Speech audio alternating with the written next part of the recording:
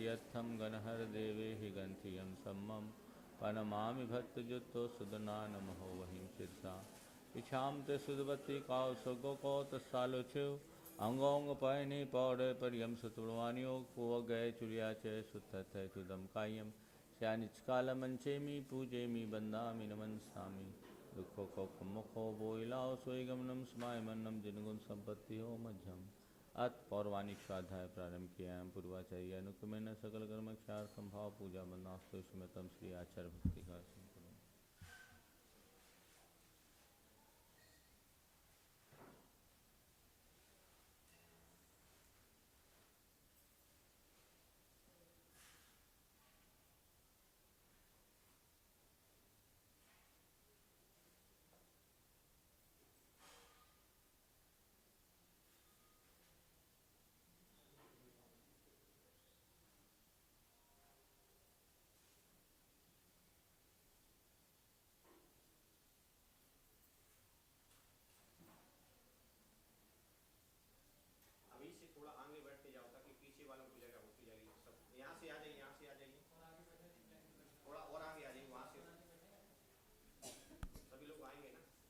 श्रुत जलधिपारिके सपरमद विभावना पटुमतिभ्य सुचरितपोनिधिभ्यो नमो गुरुभ्यो गुण गुरुभ्य छत्तीस गुण समज्ञे पंच विहाचार्य करन संदर्शे शिष्यानुग्रह कुशले धम्माय सदा वंदे गुरुभक्ति संजमेने तरंति संसार साइरम घोरम छिन्नन्ति अट्ठकम्मं जम्मन मरणं न पावेन्ति ये नित्यमृतमन्त होम निरता धानाग्निहोत्राकुला सद्कर्मा विरतास्तपोधन्दना साधु क्रिया साधव शील प्रावरणा गुणप्रहरणा चंदारिकतेजोधिका मोक्षद्वारिकपाटपाटन भटा प्रीणन्तु मां साधवः गुरुवः पान्तु नो नित्यं ज्ञान दर्शन नायिका चारितार्णव गंभीरा मोक्ष मार्गोपदेशिका इच्छामन्तारिभक्ति का सगो को तत्सालोच्यौ शमनान समदर्शन समचर्युतानं पंचव्याचारणं आर्यानम आराधुष्णान वदेश्यानम वध्यायनम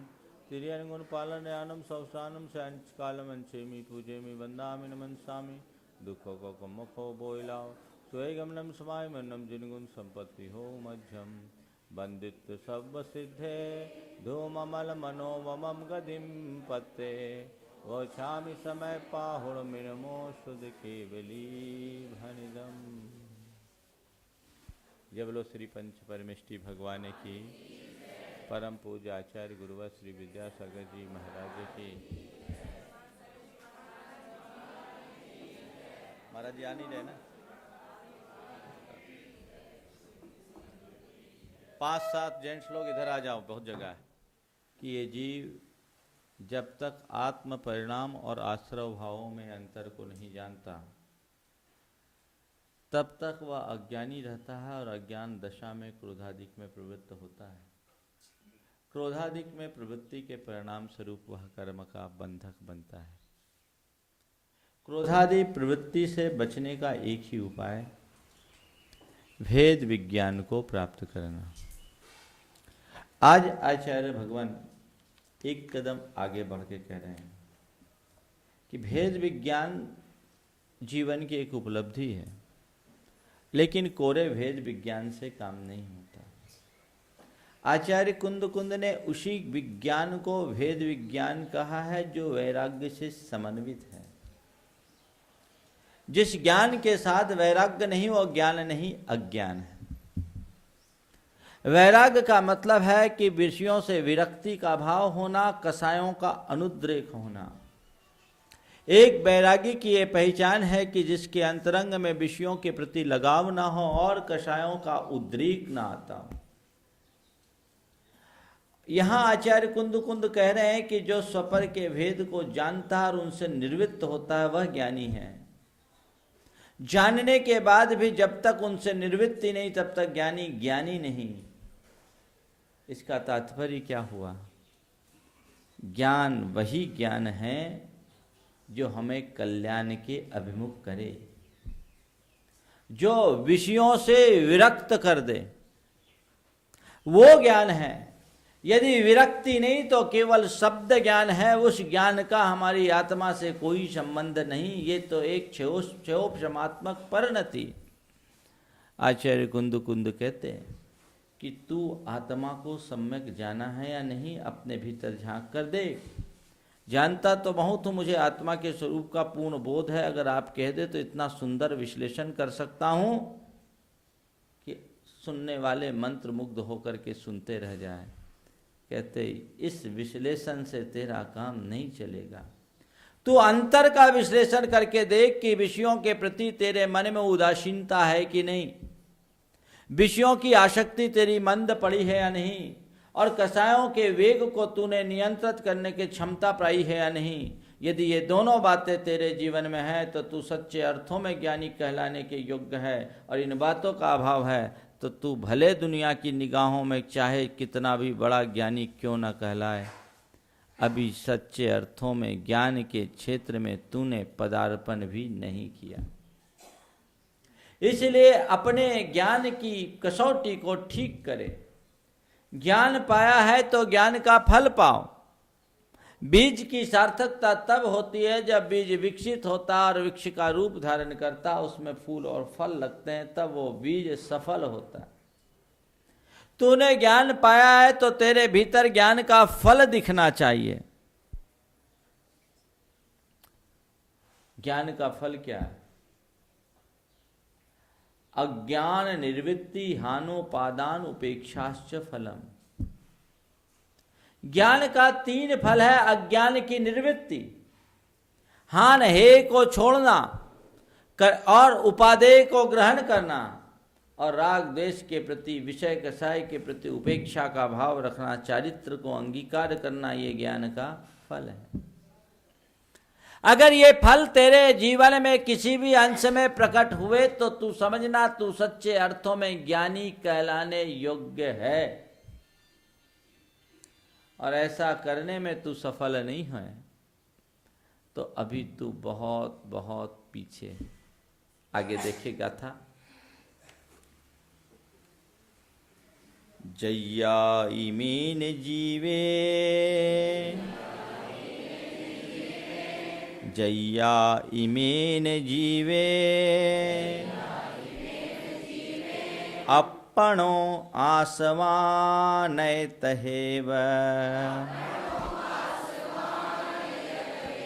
अपनो आशवानयतहेव,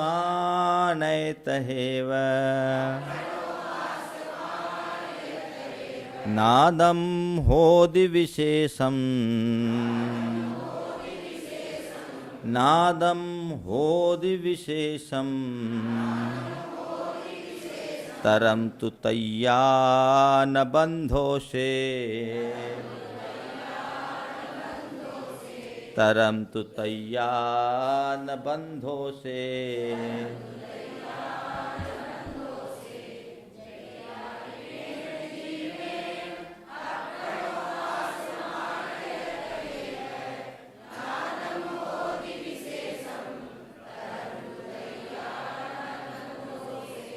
कल कहा गया था कि जब तक जीव और आश्रव के परिणामों में भिन्नता का बोध नहीं होता तब तक कर्म का बंध होता है। आत्मभाव और आश्रव भाव जब तक एक लगते हैं तब तक बंधन की प्रक्रिया चलती रहती है।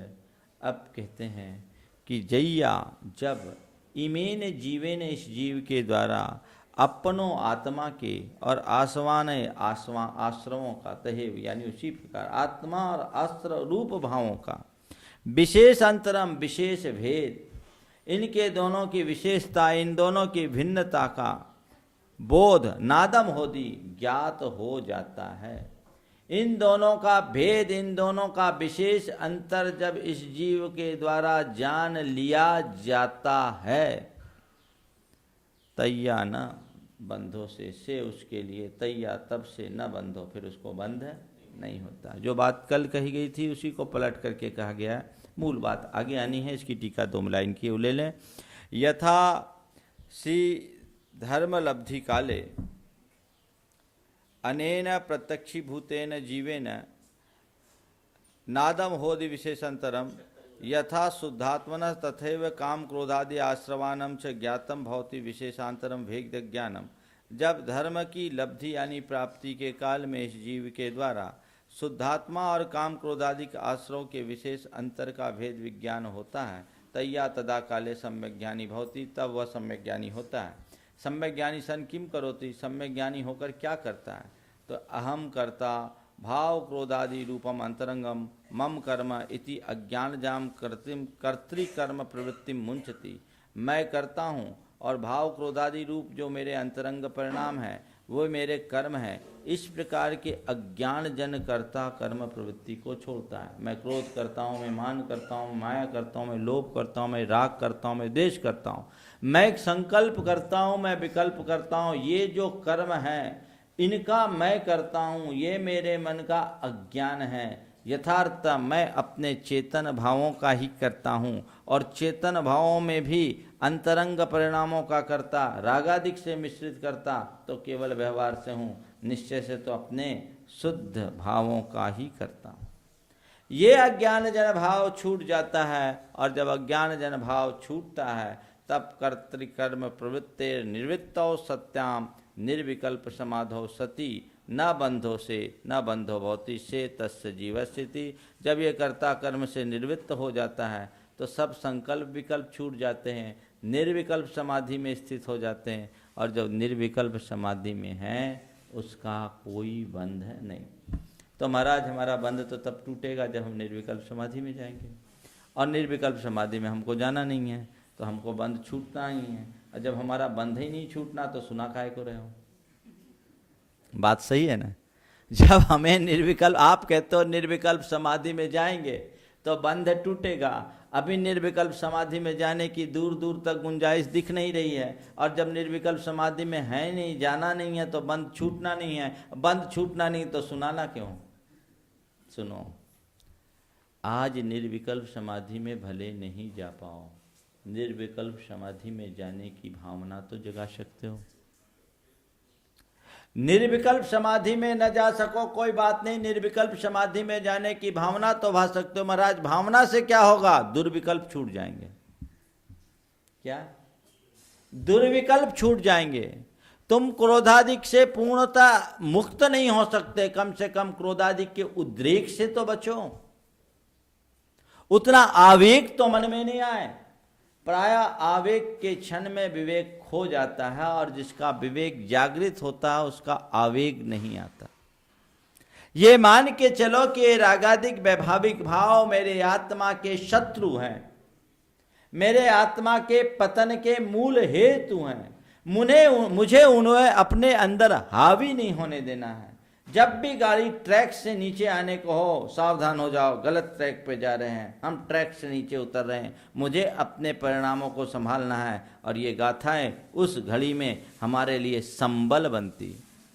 ऐसा संबल पा करके यदि हम अपने परिणामों को सुधारे तो समय सार को सुनने और पढ़ने का लाभ है। नहीं तो केवल ये सोच ले कि जब हम निर्विकल्प समाधि में जाएंगे तब ऐसा करेंगे, तो पढ़ने से कोई फायदा नहीं। कल एक युवक ने मुझसे कहा, महाराज जी समय सार सुनते तो बहुत अच्छा है, लेकिन आपने बताया हम लोग अज्ञानी हैं और हमें तो निमित्त का प्रभाव तो पड़ेगा ही, हम तो बच ही नहीं सकते। ऐसा नहीं। एक वो व्यक्ति है जो निमित्त से पूर्णतया अप्रभावित रहे। ठीक है, आज हमारे पास उतनी ताकत नहीं है कि 100 टन सोना खरीद सकें, ठीक है, लेकिन 20 कैरेट का 18 कैरेट का भी गोल्ड मिलता है तो गोल्ड ही है ना। कुछ तो लो। अब जिसको बेंटेक्स में ही मजा आ रहा है उनके लिए क्या कहें। आर्टिफिशियल इमिटेशन ज्वेलरी में ही आनंद है। अरे गोल्ड का आनंद लो, भले पूरा नहीं ले सको, 100 टंच नहीं तो ना सही, जिस स्तर का हो उस स्तर का तो रखो। अपने परिणामों को रागादिक से पूर्णतः मुक्त ना कर सको तो कोई बात नहीं, जिस अंश में उसे नियंत्रित कर सको वो तो करो। यथार्थता देखा जाए तो रागादि को घटाने के श्रद्धान का नाम ही सम्यक दर्शन है। अपने विकारों को घटाने के श्रद्धानी तो बनो। अगर उनमें उपादेय बुद्धिया चल रहा है, चलता है, संसार है, इसके बिना थोड़ी चलेगा। अगर तुम्हारी ये दृष्टि है तो मान करके चलना, तुम्हारे अंदर सम्यक्त की कोई भूमिका नहीं। इसकी जगह अगर तुम्हें यह लगता है कि नहीं, ये मेरे अंदर के विकार हैं और मुझे इन्हें बलपूर्वक जीतना है, नियंत्रित करना है, अब तक ये मुझ पर हावी हैं, अब मुझे इन पर हावी होना है, अपने ज्ञान को हावी बनाना है, तब आप धीरे धीरे इन पर नियंत्रण ला सकते हो। इसलिए इन सब के पढ़ने का वही उद्देश्य है और इसी भाव से करना चाहिए। अब मैंने कहा कि ज्ञान मात्र से मुक्ति हो जाएगी, तो कहते जानने मात्र से मुक्ति कब होगी? देखिए, नादून आश्वानम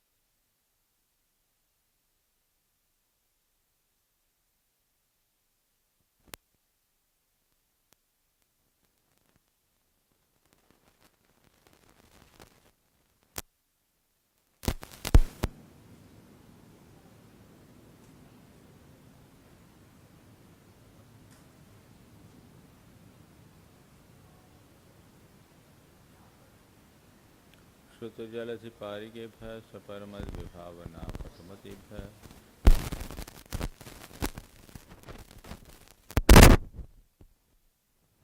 समज्ञ पंच विहाचार करन संदर्शे शिष्यानुग्रह कुशले धम्माइरिये सदा बंदे गुरु भक्ति संजमेने चरन्ति संसार सायरम घोरम छिन्नन्ति अट्ठगमम जम्मन मरणम न पावेन्ति ये नित्यं व्रतमंत्र होम निरता धानाग्निहोत्राकुला सत्कर्मा विरतास्तपोधन धना साधु क्रिया साधव शील प्रावरणा गुण प्रहरणा चंदारिकते जोधिका मोक्षद्वार कपाट पाटन भटा प्रीणन्तु मां साधव गुरुवः पान्तु नो नित्यं ज्ञान दर्शन नायिका चारितार्णो गंभीरा मोक्ष मार्गोपदेशिका इच्छा मंतारवती का सुगो को तस्सालोच्यु शमनान शब्दचरण आर्यानमाराधनानुदेशानुवध्यानम तिर्यन गुणपालनयानुम सवसानुम शांचकालमंचेमी पूजेमी बंदामि नमनसामि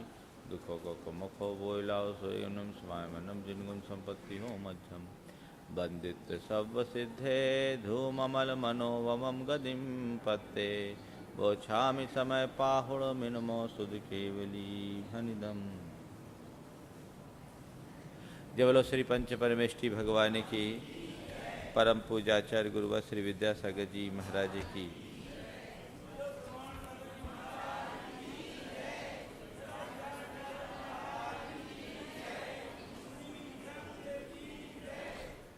प्रसंग आत्म भाव और अनात्म भावों के भिन्नता के बोध का चल रहा है। आचार्य कुंद कुंद कहते हैं कि मोक्ष मार्ग की शुरुआत आत्मज्ञान के बल पर ही होती है। जब तक स्वपर का बोध नहीं होता तब तक मोक्ष मार्ग नहीं खुलता। भेद विज्ञान मोक्ष मार्ग का मूल आधार है। आज तक जितनों को भी शुद्धि मिली है वे सब भेद विज्ञान के बल पर ही शुद्ध हुए हैं और भेद विज्ञान के अभाव में ही बंधन है।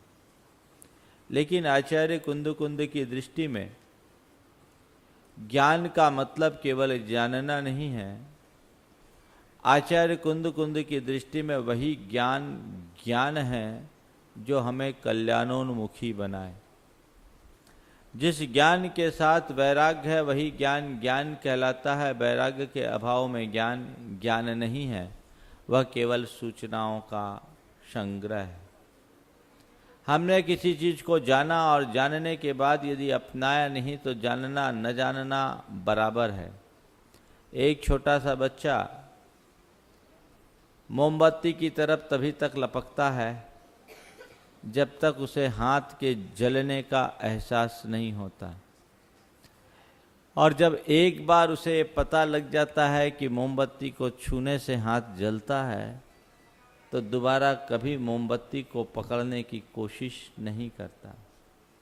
इसी तरह जो व्यक्ति यह जानने के उपरांत भी कि रागादिक परभाव मेरे आत्मा के लिए अहितकारी हैं, आश्रव भाव संसार के बंधन को बढ़ाने वाला है और मेरे जीवन के लिए दुखदायी है, उसे जानने के बाद भी यदि उसकी तरफ से विमुखता नहीं है तो आचार्य कुंद की दृष्टि में वो ज्ञान नहीं अज्ञान है।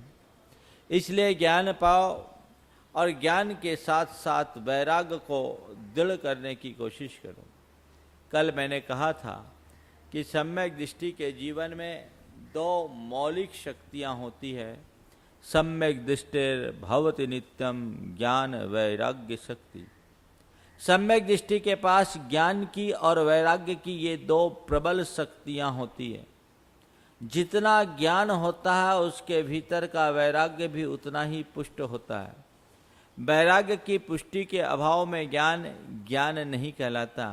तो वो ज्ञान हमारे भीतर प्रकट हो और वैराग्य से युक्त हो तो वह सही ज्ञानी कहलाएगा। यह बात अगली 77वीं गाथा में आचार्य कुंद कहते हैं। पहले हम गाथा लें, फिर आज के संदर्भ की मूलभूत बातें। नादून आशवानम नादून आशवानम असुचित्तं च विवरीय भावं च असुचित्तं च विवरीय भावं च दुःखस्य कारणं तिय दुःखस्य कारणं तिय तदो नियतिं कुणदि जीवो तदो नियतिं कुणदि जीवो।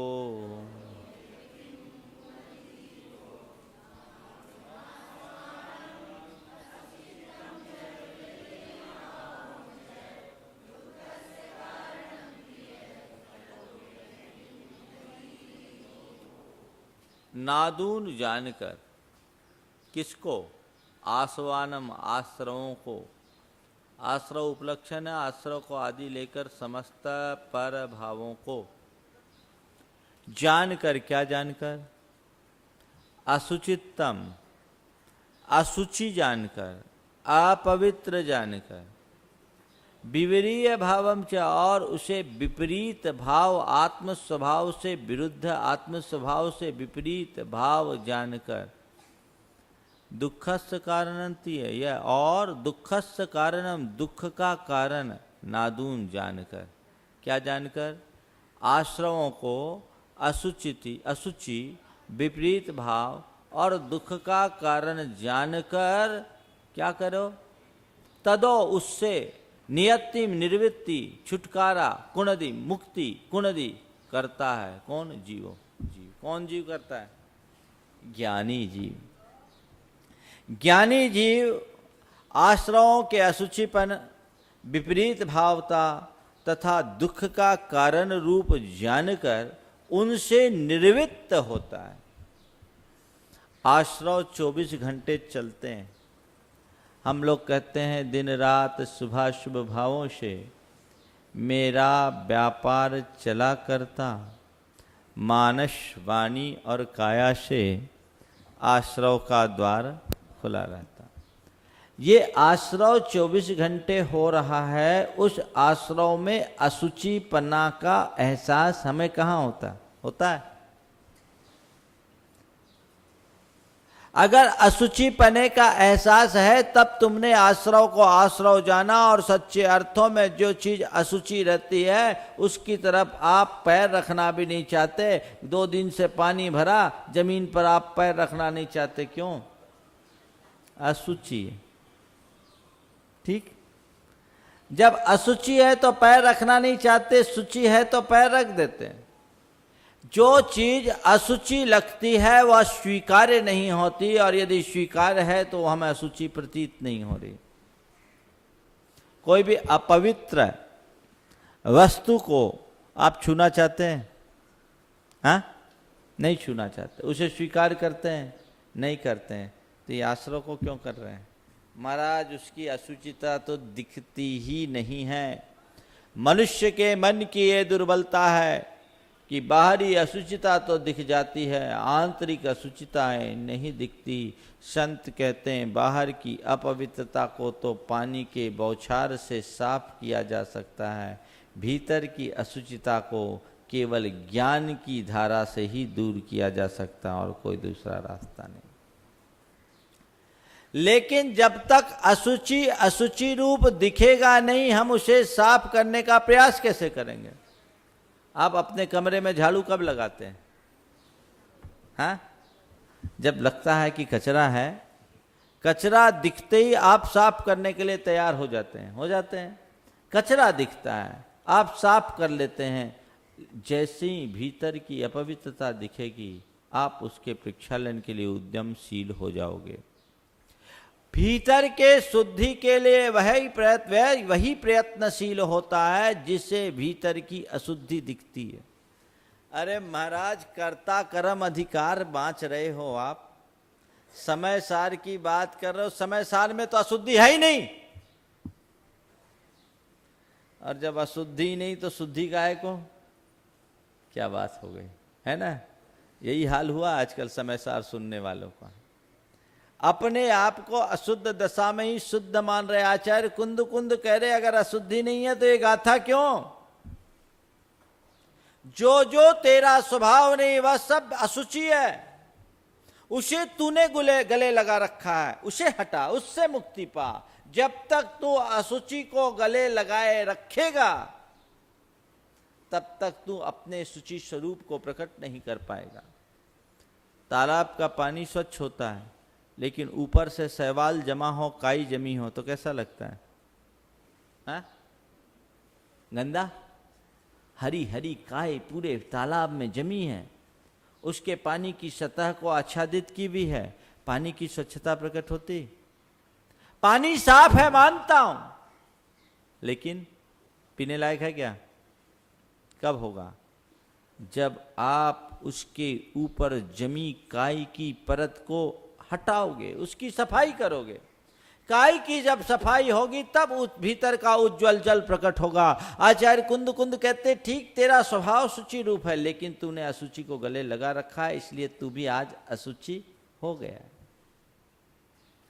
पर से तेरा संपर्क होने के कारण, पर से तेरा संबंध बन जाने के कारण तू आज पवित्र स्वभावी होकर के भी अपवित्र हो गया। पर क्या करें, सबसे बड़ी गलती तो यह है कि तू उस अपवित्रता को ही अपना स्वभाव मान रखा है, और इस भ्रांति के कारण तू उसका निवारण करने का आज तक कोई पुरुषार्थ नहीं जुटा पा रहा है। इस अपवित्रता को अपने स्वभाव मानने का भ्रम तोड़ो। अज्ञानी अपवित्रता को ही अपना स्वभाव मानता है, और ज्ञानी आत्मा के पवित्र स्वभाव को जानते ही अपनी परिणति से अपवित्रता को हटा डालता है। दृष्टि बार बार ऐसी गहरी बनाए कि मेरे अंतरंग के विकारी भाव जो मुझ पर आज हावी हैं वो दिनों दिन शमित हो। ये तब होगा जब वैराग्य का भाव प्रबल होगा, और वैराग्य का भाव तभी जगेगा जब संसार से भीति होगी। संसार से भीति केवल उसे होती है जिसे मुक्ति की ललक होती। कल्याण की ललक होगी तो संसार से भीति होगी, संसार से भीति होगी तो वैराग्य का भाव जगेगा, वैराग्य का भाव जगेगा तो तुम्हारी परिणति निर्मल बनेगी। लिंक है एक दूसरे से। अपने कल्याण की इच्छा रखते हो? कल्याण की इच्छा रखते हो? स्वभाव का आश्रय लो।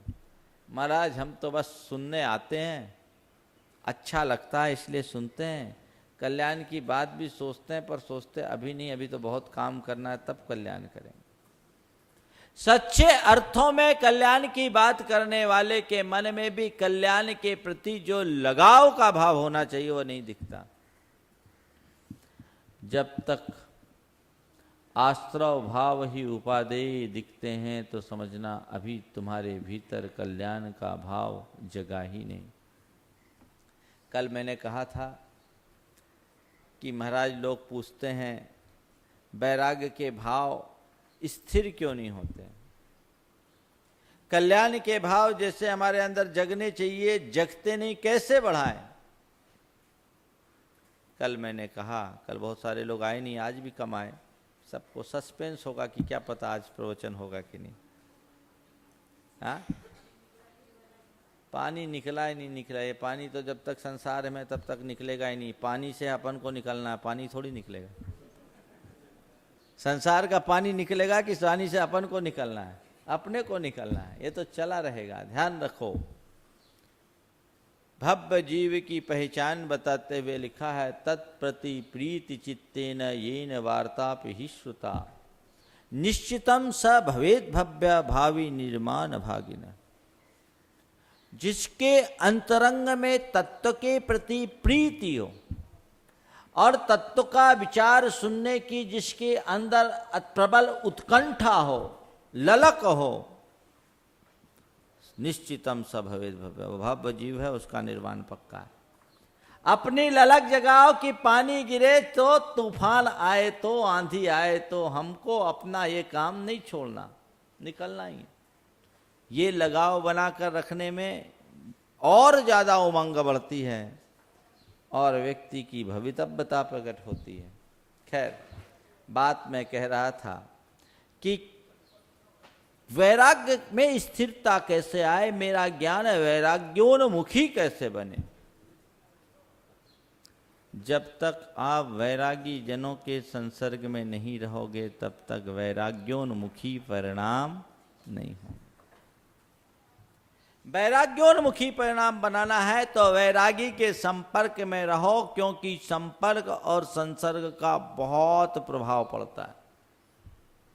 आचार्य कुंद ने मुनियों के लिए भी कहा, आप गृहस्थों की बात तो जाने दीजिए।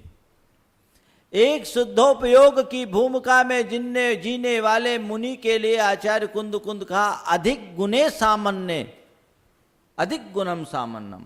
अपने से अधिक गुण वाले श्रमण के साथ रहो तो तेरा वैराग्य बढ़ा रहेगा, तेरे परिणाम निर्मल रहेंगे, आगे बढ़ सकेगा। वातावरण का मन पर बहुत गहरा असर पड़ता है, इसलिए ये सानिध्य हमेशा पाने का भाव रखना चाहिए। श्रावकों के लिए यही मार्ग है जिससे वे तत्व की बात को सुनकर उसे ग्रहण करने और धारण करने का भाव जागृत करते हैं, और न केवल भाव जागृत करते हैं, उसको स्वीकार कर चलने का साहस और संबल भी प्राप्त करते हैं। ऐसे कितना भी ज्ञान प्राप्त कर लो, ज्ञान में स्थिरता नहीं होती। मैंने कई बड़े बड़े ज्ञानियों को देखा। एक बहुत बड़े विद्वान थे, उनकी उम्र हो गई थी 92 ईयर। समाधि की भावना थी। मेरे पास आए, मैंने कहा, पंडित जी, अन्नैर पुष्टम मलैर जुष्टम देहो न संलेखनार्ह। अन्न से पुष्ट और मल से जुष्ट शरीर संलेखना के लायक नहीं होता। आपकी काया स्थूल है और आप मल वृद्धि करने वाले भोज्य पदार्थों को त्यागिए, तली चीजों का त्याग कर दीजिए।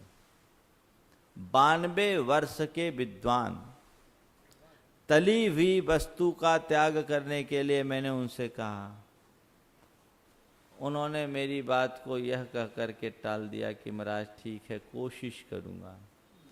मैंने सोचा, इतना बड़ा विद्वान जिसने अनेक ग्रंथों का सृजन किया, 92 वर्ष की अवस्था में अपनी संलेखना की भावना रख रहा है, केवल तली हुई वस्तु को त्यागने के लिए मैंने कहा, ये साहस नहीं कर पा रहा है। एक साधारण आत्मकल्याण के इच्छुक किसी व्रती से कहा होता तो तली वस्तु क्या जिसको कहता तुरंत छोड़ देता। क्या होता है? ज्ञान है, वैराग्य नहीं। वैराग्य है, वैराग्य के साथ जो ज्ञान होता है वो अंतर ज्ञान होता है, बहुत फर्क पड़ता है। कल मैंने एक प्रसंग सुनाया था, आज फिर दोहरा दे रहा हूं क्योंकि ये बातें सब तक पहुंचाने लायक। मैं ब्रह्मचारी था और ब्रह्मचारी अवस्था में खुरई में वाचना चल रही थी और जैन जगत के बड़े बड़े विद्वान उस वाचना में उपस्थित थे। पंडित फूलचंद सिद्धांत शास्त्री, कैलाश चंद सिद्धांत शास्त्री, जगन मोहन लाल सिद्धांत शास्त्री, बालचंद सिद्धांत शास्त्री, वंशीधर जी व्याकरणाचार्य, दरबारी लाल जी कोटिया, पन्ना लाल साहित्याचार्य जैसे दिग्गज और धुरंधर विद्वान वहाँ की वाचना में थे। 1985 की बात है। एक चौके में मेरा निमंत्रण हुआ। संयोग से उस चौके में पंडित कैलाश चंद जी का भी निमंत्रण था। उस समय वे 85-86 वर्ष के थे। मैं 17-18 साल का ब्रह्मचारी। उस समय मैं नमक शक्कर उस समय भी नहीं लेता था। चौके में निमंत्रण हुआ, वो डायबिटीज के पेशेंट, और बिना मीठा के उनका काम नहीं चलता था। मुझे उन्होंने भोजन करते देखा, मुझे जो कुछ भी मिला, जो मैंने लिया, सबको एक कटोरे में मिक्स किया और रोटी के साथ अपना खा के पेट भर के चले आया। क्योंकि हमें तो शुरू से संस्कार ऐसे मिले गुरु के पास है कि भोजन तो शरीर को दिया जाने वाला एक ईंधन है जिससे गाड़ी चले, बात खत्म। उन्होंने चर्चा के आहार के उपरांत मुझसे पूछा, मेरे से पूछा और नाम पूछा, सब कुछ कहा और एक बहुत अच्छी टिप्पणी की कि मैं 85 साल का बूढ़ा आज इस छोटे से युवक से एक बहुत बड़ा ज्ञान प्राप्त कर रहा हूं। मैंने केवल पढ़ा है लेकिन मेरे मन में कोई त्याग के भाव जागृत नहीं होते। ये बात मंच से उन्होंने कही कि आज मैंने देखा कि एक 17-18 साल का युवक भोजन कर रहा है और एकदम निष्प्रहता के साथ कर रहा है, और मैं इतना विद्वान, बड़े बड़े ग्रंथों का संपादन करने के उपरांत, डायबिटीज से पीड़ित होने के उपरांत भी मैं शक्कर जैसी चीज नहीं छोड़ पा रहा, अपनी लालसा पर इस उम्र में नियंत्रण नहीं कर पा रहा हूं। टिप्पणी की बहुत फर्क होता है एक वैरागी और रागी के बीच ज्ञान पाने में। वैरागी से ज्ञान पाओ, वैराग्य बढ़ेगा, और रागी के बीच ज्ञान पाओगे, वैराग्य कभी नहीं बढ़ेगा। उन्होंने इस बात को कहा। बहुत पंडित जी कोई साधारण व्यक्ति नहीं थे, बड़े निष्प्रही थे। उनको पैसे से कोई लोभ लालच नहीं रहता था। जहां कहीं भी उनको विदाई के लिए लिफाफा दिया जाता था, वो लिफाफा सीधे शादवाद महाविद्यालय के नाम ट्रांसफर कर देते थे, एक पैसा नहीं छूते थे। लेकिन उन्होंने इस बात को खुले मंच से स्वीकारते हुए कहा कि यदि हमें हमारी उम्र में ऐसे आचार्य महाराज जैसे गुरु का समागम मिल गया होता तो आज हमें हमारी ये दशा नहीं होती। इसलिए वैराग्य की वृद्धि करना चाहते हो, वैराग्य भाव की वृद्धि करना चाहते हो, तो ज्ञान के साथ वैराग्य के पथ पर लगे साधु जनों का समागम पाओ, तब परिणामों में स्थिरता आएंगे।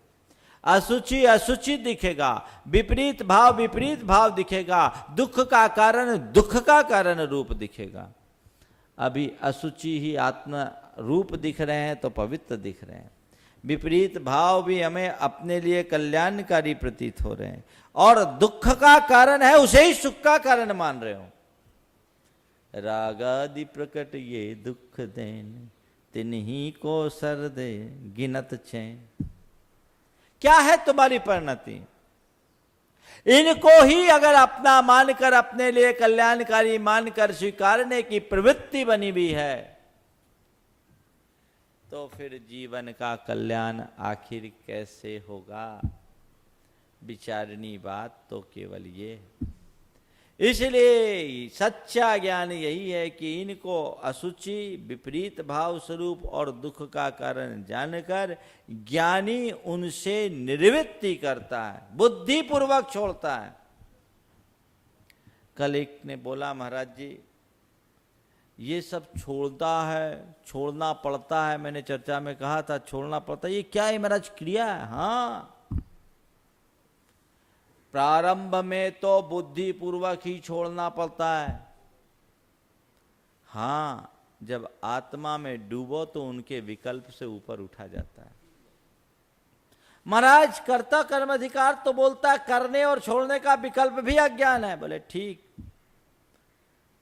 जब तक तुम दूसरे संकल्प विकल्पों में उलझे हुए हो तब तक तो तुम्हें बुद्धि पूर्वक अशुभ को छोड़ना ही पड़ेगा, बुद्धि पूर्वक छोड़ना पड़ेगा।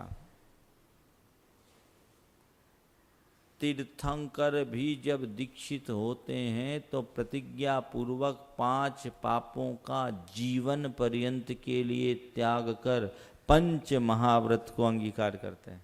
करते हैं कि नहीं करते हैं? बुद्धि पूर्वक करते हैं कि नहीं? आजीवन मैं 5 पापों का परित्याग करता हूं, उनका ये संकल्प होता है और त्याग करने के बाद निभाते भी हैं महाराज। लेकिन समय सारे में तो ये बात नहीं कही कि कुछ त्यागो कुछ छोड़ो, ग्रहण त्याग तो ये विकल्प है। हाँ विकल्प है, जब निर्विकल्प होगे तब ऊपर उठोगे। महाराज व्रत को छोड़ने पर ही तो निर्विकल्प होंगे, नहीं व्रत को छोड़ने वाला तो असंयमी हो जाएगा, और जो व्रत का भंग करता वो भंगी कहलाता है। समझ गए? भंगी समझते, अच्छा नहीं माना जाता। व्रत भंग कर देंगे, व्रत नहीं छोड़ते, व्रत के विकल्प से ऊपर उठते हैं। समझ गए?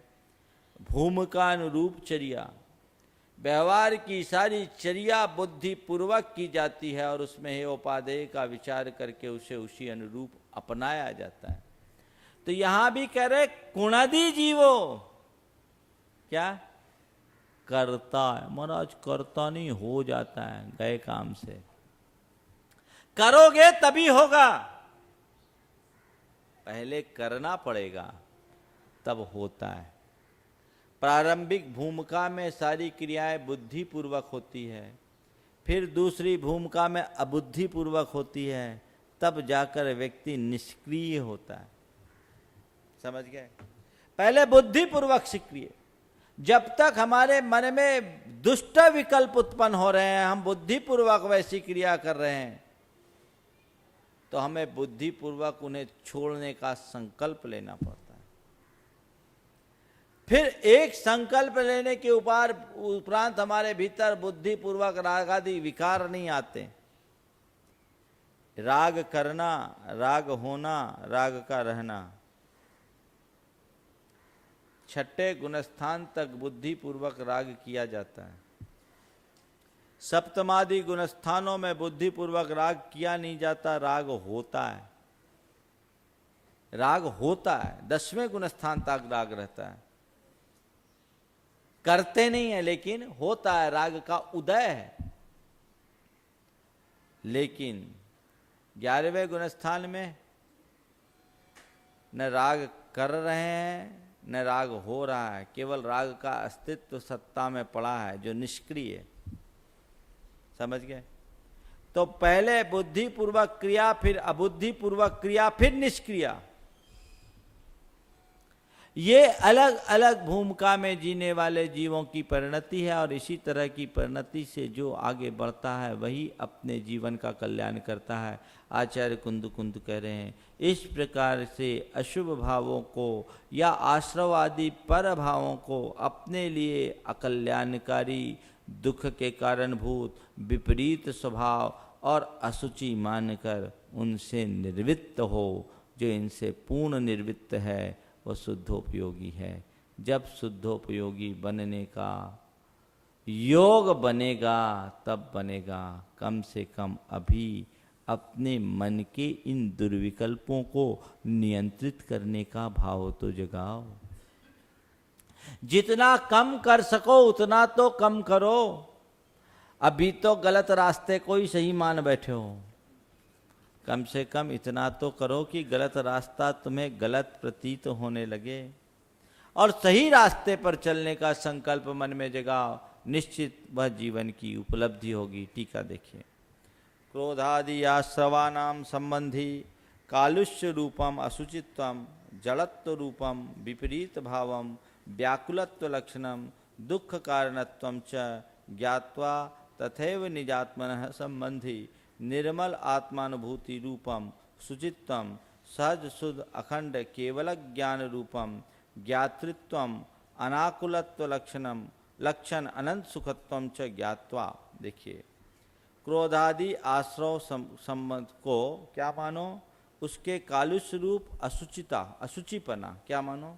क्रोधादि रूप कालुष्यता क्या? अशुचि, जड़ रूप है, विपरीत भाव है, व्याकुलत्व लक्षण, आकुलता उत्पन्न करने वाले हैं कि नहीं? ये बताओ, जब आप गुस्से में होते हो तब मजे में रहते हो कि शांत रहते हो तो मजे में रहते हैं?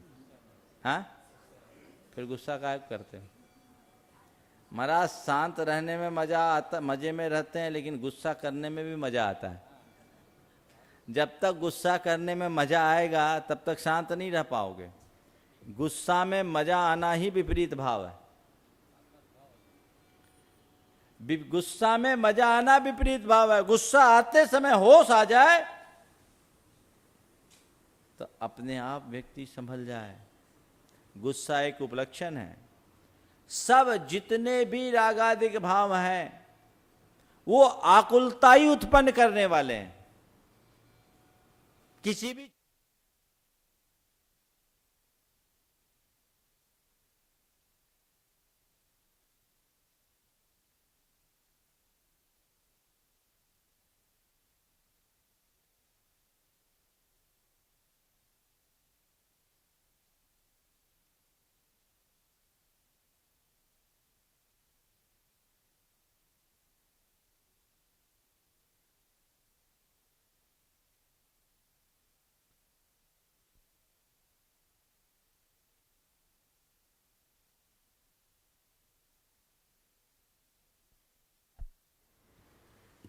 ये श्रद्धान बदलो। अपने परिणाम को संभालने की चेष्टा करते हुए यदि व्यक्ति इस तरीके से कार्य करता है तो निश्चित रूप से वह उसके जीवन की एक बड़ी उपलब्धि। दुख कारणत्वम, उसे दुख का कारण मानो। देखो, पंचेंद्रिय विषय के माध्यम से जो सुख बताया वो कैसा सुख बताया? हाँ, सुखाभास का मतलब कभी आभास हुआ कि ये सुखाभास है कि कह रहे हो? पंचेंद्रिय के विषय सुख को क्या बोला? वेदना प्रतिकार मात्रम एव इंद्रिय सुखम। क्या है?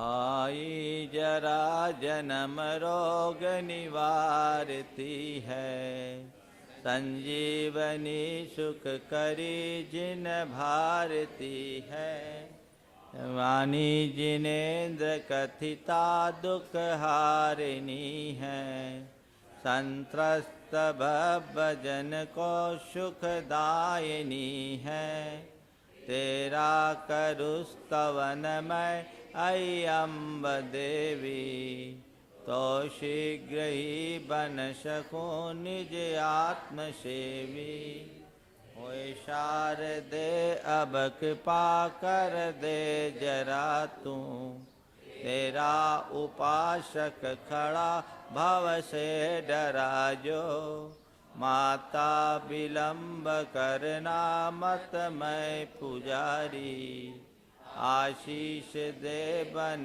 सकूं बस निर्विकारी, होके विलीन जिसमें मन मोद पाते, संसारी जीव भववारिधि तैर जाते, श्री जैन शासन रहे जयवंत प्यारा, आई यही शरण जीवन है हमारा।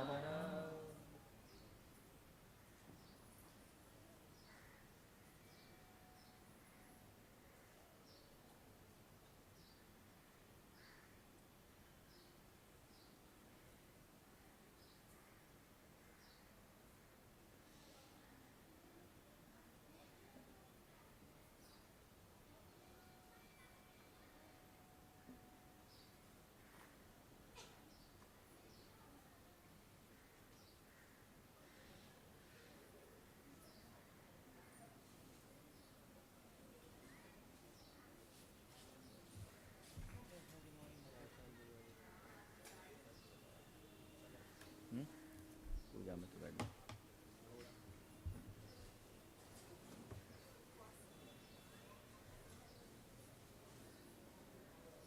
श्रीफल चढ़वा देते बाहर के लोगों से, बाहर के लोगों से श्रीफल चढ़वा देते। अशोकनगर, टोंक, दिल्ली, अमरपाटन और जगह से लोग आए, सब बाहरी के ज़्यादा हैं। बोल दे जेके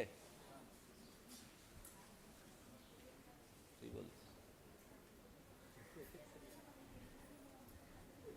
बाहर के बहुत लोग आए हुए हैं, अशोकनगर से, टोंक से, दिल्ली से, अमरपाटन से, टीकमगढ़ से श्रीफल चढ़ा रहे। अशोकनगर, टोंक, दिल्ली, अमरपाटन, टीकमगढ़। बोलते जाना, रोज बता देना, लिख के दे दे। अशोकनगर, टोंक, दिल्ली, अमरपाटन, टीकमगढ़। हाँ कोई बोल दे।